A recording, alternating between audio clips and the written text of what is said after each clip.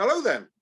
It's episode 9 of Idiot Wind as we bluster our way through Dylan Vinyl, the definitive collection. And I'm Sean Hewitt in Nottingham. I'm joined today by my comrade in arms, Sid Smith, acclaimed author of One Hump or Two, the ins and outs of the camel story. We are discussing today, it is in fact the 9th album. Again, for the second episode in a row, we have the same number episode as it is album in the sequence. And this is the very cheery Nashville Skyline. Look at Bob there. He's having a great time. Are we going to have a great time, Sid, with this album? Sean, we are. We're going to have a great time with this album. I think just before we proceed, I think it's worth mentioning, as we have done, that this. I think you'll find you're a bit disappointed. You're a bit disappointed in the poster last week, weren't you? And look how imaginative they've been this week with this wonderful fold-out image we've never seen before, previously unreleased image. Where else would you see a picture like that? And very, very impressive. Although I subscribe, as you do not, to this, Sid. I don't. And I received 2 free gifts with my subscription this time. First of all, it's my elaborate binder thing for all these amazingly detailed and informative magazines. So as you can see, I put all my ramble in this, so it is all right actually. It is better than having it. I was stuck in the mick saying you just put them in the album covers, but actually it's quite nice to have them in this. And if you put them in the big box, lift it up, can't see it. All right, you put them in the big box, yeah, with the albums. It's difficult to retrieve them, and here they are. Hang on a second. You haven't thought this through because what you're doing now is you're creating. You've got to find more shelf space now. I'm getting new shelves. I'm getting new shelves. And as for it being difficult to retrieve from the album cover, Sean, are you watching? I'm watching you. Yeah, but I'm not like you. I'm not slapdash like you. My screen is resting on the box they sent me to encompass the albums. So whenever I pull an album out like this, the kind of magazine, oh actually it's not in there now because I put them in the folder, but whenever I took these out, the thing just fell on the floor. So my storage system, I'm probably realizing why they've put that in the box then, because I've got this box they've sent me. Also, I received a second free gift with this, and the free gift was this album is free, right? It's my free album that I don't have to pay for in the selection. So there you go. So just to flag up the fact that the metrics on YouTube tell us that nobody watches videos longer than for the first 5 minutes, and for the first 5 minutes of this video, we've been discussing the merits of a free storage box. I want people to know what they're getting for their money. Yeah, right. Well, I don't get the story because I go to my newsagents and buy it off the shelf. Risky business. Bonus, if I can put it like that. But like you, or unlike you, because you got it free, I did get this, and we sometimes mention album covers, the Bob Dylan album covers, and sometimes we don't. But on this occasion, I definitely want to just say how much I like this album cover. I think it's a great album cover. It tells me so much. It tells me that this is a kind, cheery blokey who's having a good time, and he's tipping the hat to you, and he wants you to have a good time.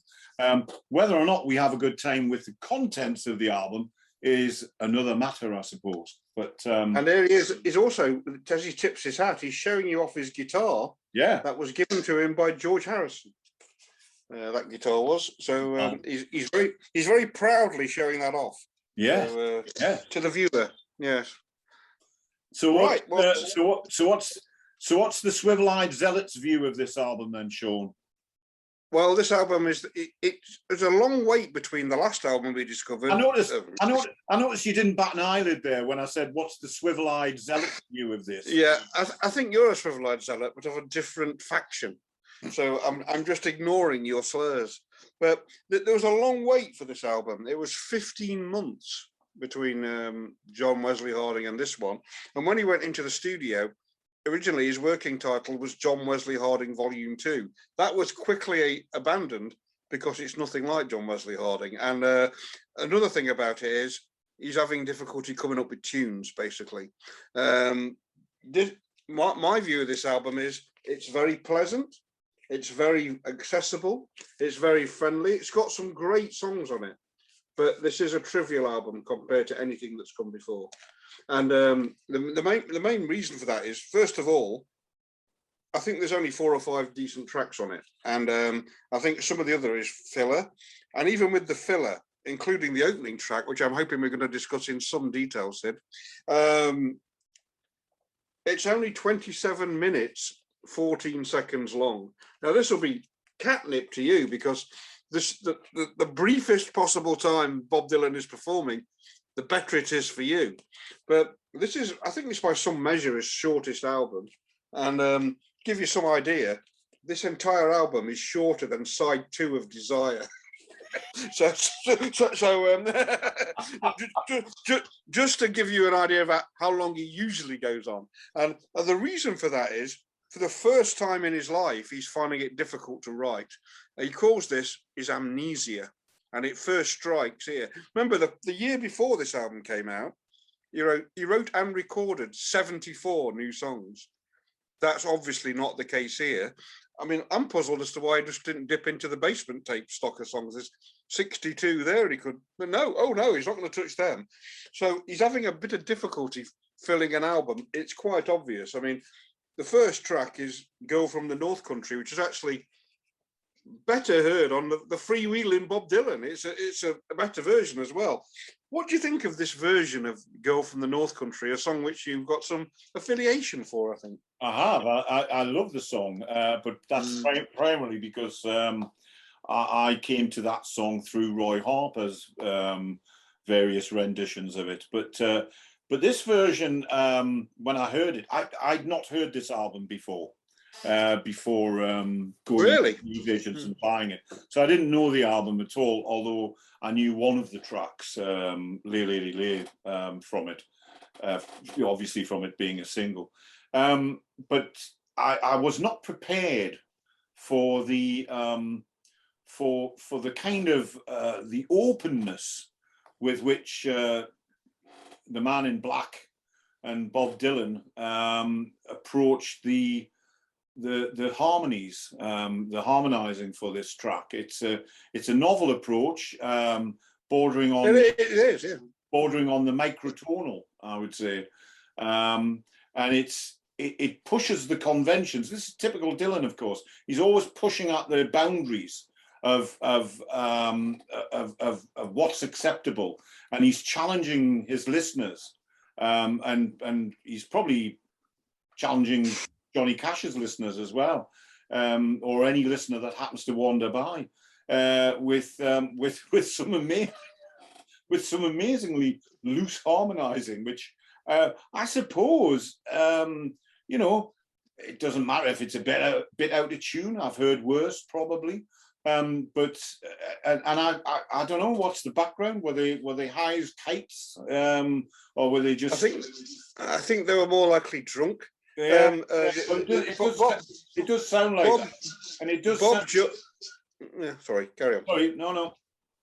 Bob Johnston's great idea when Bob told him, Johnny Cash this is recorded at the same studio John Wesley Harding was recorded at in Nashville, presumably the same studio he did Blonde on Blonde as well. And it's a studio complex, and Johnny Cash is recording his 33rd album at the same time. Bob is recording his 9th. And they know each other a bit from the folk festivals. Bob is an enormous fan of Johnny Cash. Him and his wife, one of the few trips into the city during this period is to go and see Johnny Cash at Carnegie Hall. And I think it's like one of these things, we think of them as legends, but they're like fanboys at heart. Like John Lennon and George Harrison hiring Phil Spector, or Paul McCartney working with Carl Perkins. They just can't believe these people are recording with them. So he has a session. Johnny Cash wanders in one night, says, what are you guys doing? And Bob Johnston immediately has the entire studio for the next night tricked out as a nightclub with booze. And why he thought this was a good idea, I don't know. But you can hear some of the result. They recorded more than 30 tracks together, and that's the one they put on this album, and the rest were left unreleased until about a year ago. And you can tell why they were left unreleased, because they're just drunkenly having a nice friendly night, jamming around on the guitars, and that's okay. Who cares? But when it's when you've got a man who's opened albums with tracks like, Mr. Blown in the Wind and The Times They Are A-Changing and Like a Rolling Stone and Subterranean Homesick Blues, who's always made a point of trying to start and end the album with strong songs. When you get this song from 7 albums ago done completely incompetently, and that's your opening track, I think it says something about the lack of material they had for this record. If Bob had written 40 songs for this record, that wouldn't be there. And then the next track is an instrumental, and it's credited to Bob Dylan. I don't think Bob Dylan wrote a note of that instrumental. That's the session guys, isn't it? Just having a warm up or something. It's just like a background music. It's like stereotypical country plucking around. In fact, I've said this to you before. Do you remember when Benny Hill used to have that thing at the end of every program when he was chasing a bunch of girls in bikinis, and there's a little slaphead, and he keeps stopping to do that to his, and there's that music. You could put Nashville Skyline Rag under that, and it would fit like a glove. And I think that track's rubbish as well. And then we get this track, To Be Alone With You. That's not bad. That's a Dylan song, but it's no more than not bad. So it's not until we get to track 4 of the 5 tracks on this very short album that we get I Threw It All Away. And I Threw It All Away, I think, is a brilliant song. And what's interesting about it is it's brilliant in a way none of his previous songs have been at all. He's not trying to be arty with the words at all. He's just trying. At one point he sings "Love Makes the World Go Round." He's trying to write, and there's no shame in this either, a traditional, accessible song. He's trying to write like a standard that other country artists or pop artists can record. And years later, Elvis Costello does a great version of that song. It's a lovely tune. It's a heartfelt performance with his new voice, if you haven't mentioned yet. He's singing in a new voice, a croony voice on this record that sounds more natural for singing more simple sentiments in these songs. And it's got lovely chord changes, and it's a moving piece of music. It's a lovely song, and I think that stands out a mile on side 1 as by far the best song. And then we get Peggy Day, which is drivel. That's just again a bunch of people. Peggy Day. I want to spend the night with Peggy Day.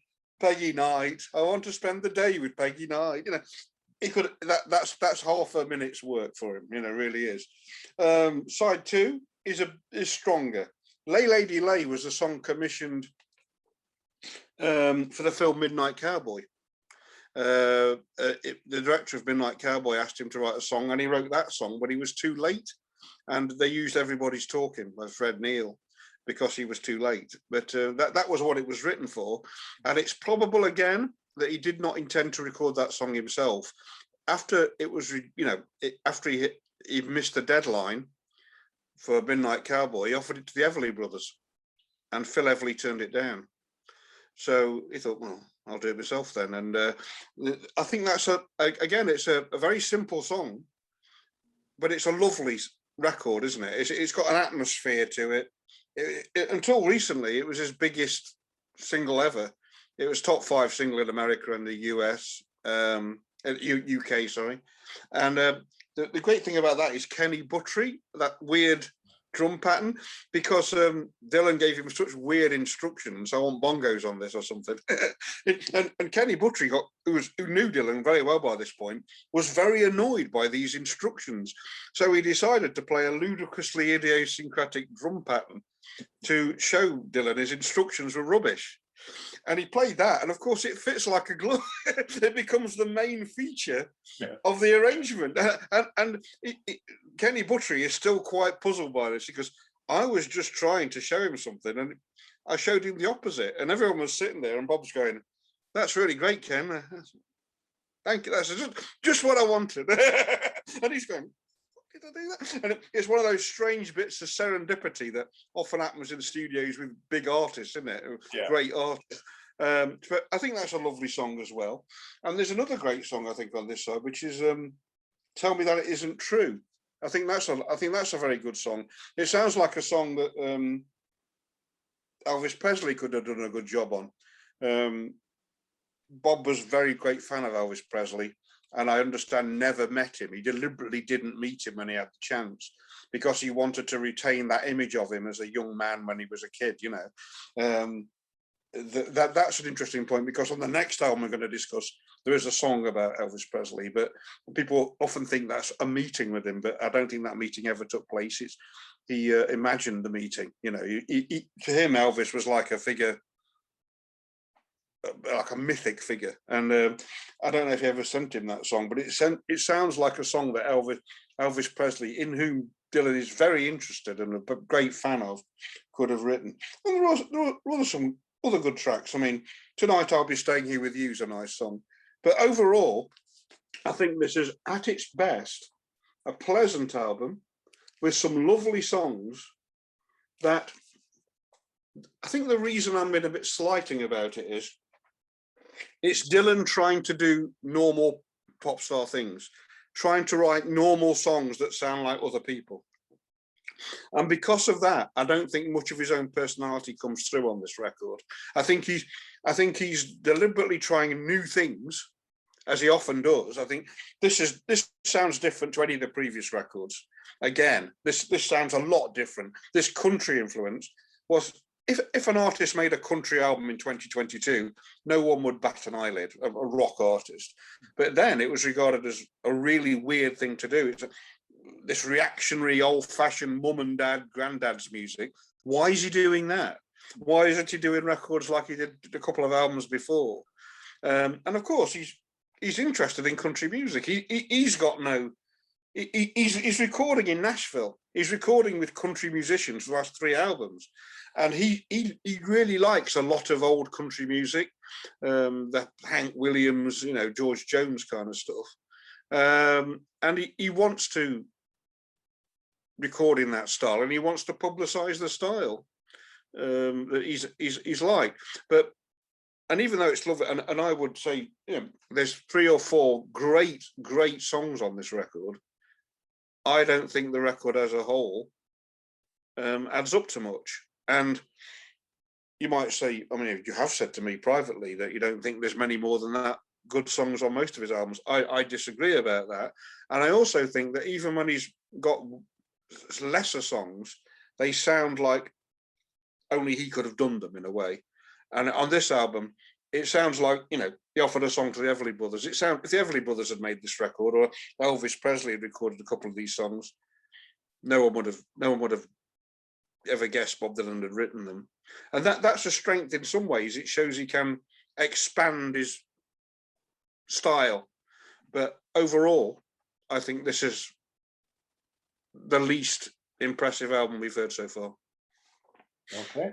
What's your favorite track? What's the one, not necessarily your favorite track, but what's the one track you would pick from it?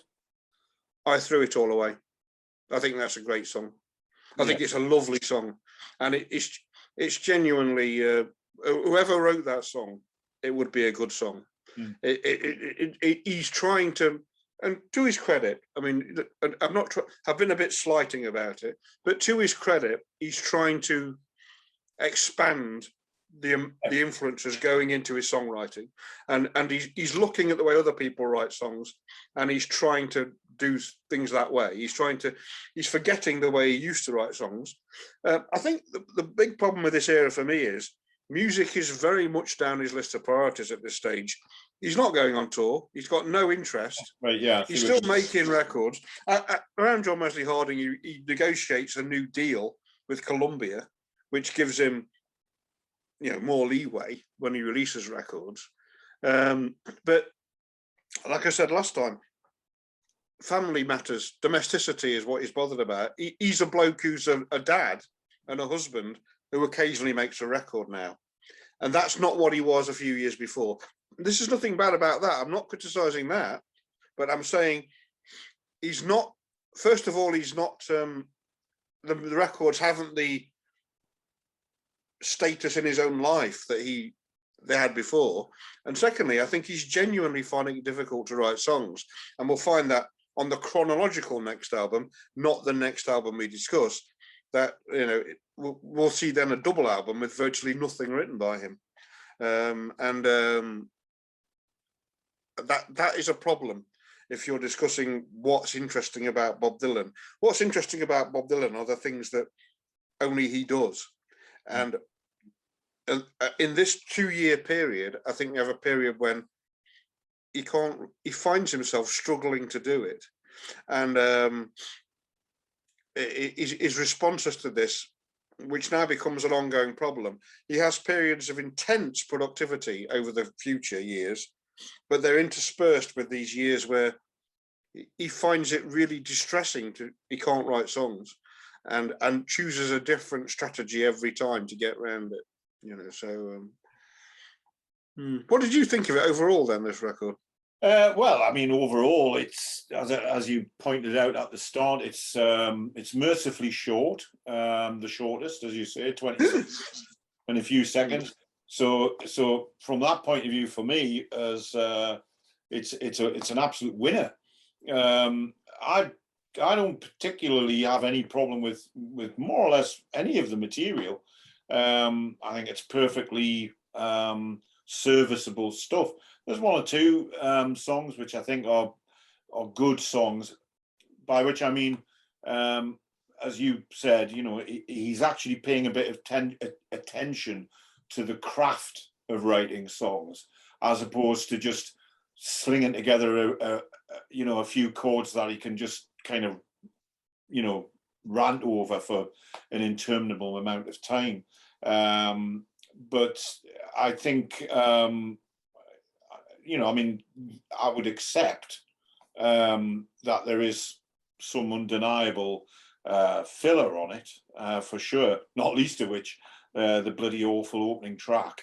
Hang on, you've changed your tune. You were saying it was an experimental harmonic. I noticed that this album, of course, contains, and you haven't mentioned it, Country Pie, which what a great song! Which, of course, was covered by Keith Emerson, Lee Jackson, and Brian Davison in The Nice. Didn't know that. And it was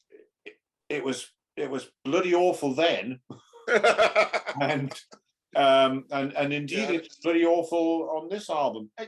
I actually didn't mind Peggy Day. I thought Peggy Day had that sort of joie de vivre that, say, Duquesne Whistle has. For me, it sort of feels like an upbeat kind of hey woohoo kind of thing, and that works fine for me. I prefer Dylan when he's not being all ponderous and fucking Chinese diplomats and all that bollocks. I think there's nothing wrong with him as a songwriter, just writing a few songs. The fact that the various tribes and zealots kind of, I can understand why they might think, oh, this isn't the Messiah speaking. But as an album, I mean, I probably prefer to listen to the Flying Burrito Brothers. If I want to listen to Nashville country kind of and pop music and rock music, I probably prefer to listen to, as I say, the Flying Burrito Brothers or the band. Definitely the band. I would always rather listen to the band. But in terms of, not that you've asked me, but I'm going to tell you that the song I would pick from this album, and sometimes I have to pick a song because I have to pick a song, but the song I would definitely pick from this album would be, I nearly went for I Threw It All Away, but the one I am going for is Tonight I'll Be Staying Here With You. I think it's gorgeous. The final track. I think it's a lovely song, just nicely crafted, nicely put together. You know, a decent enough performance, and it kind of, it has a sort of completeness to it, and I think it carries that voice really well. I don't think any of the other, if he was writing, I don't think anything off John Wesley Harding would work quite as well for that voice that he's doing on this album. Yes, so I think Tonight I'll Be Staying Here With You and I Threw It All Away, that lovely melodic croon that he has is lovely and frankly welcome. I actually don't mind the kind of voice that Dylan is more famous for, but actually that voice is gorgeous. And you know, it overall, I don't mind it, primarily because it's short, but not just because it's short, but because actually it works. I think it works together quite well as an album. Am I going to want to listen to Nashville Skyline Rag that often? Probably not, but there's enough on this I'm more likely to play this album on a more regular basis than I am, say, you know, some of the others that we've yet to discuss, and some of the others that we have discussed. So overall, I think tip of the hat to Bob for a decent, I think a decent album. Good stuff. So what's next? New Morning. It's not the chronological next album. It's the one after the next chronological album, but it is quite an interesting album. I can't wait. I bet you can.